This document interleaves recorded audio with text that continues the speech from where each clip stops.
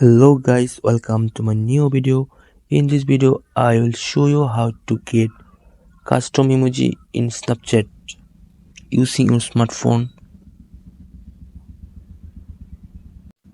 First open the Snapchat app, click on chat,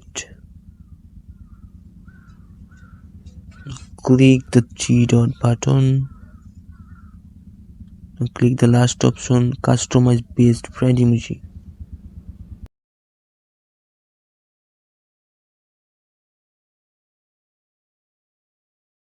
You can see many options are selected.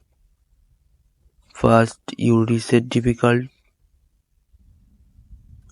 and click on yes. Now click on a emoji option what you want to add. Now select emoji what you want to add.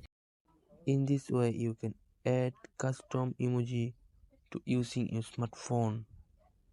Thanks for watching my video.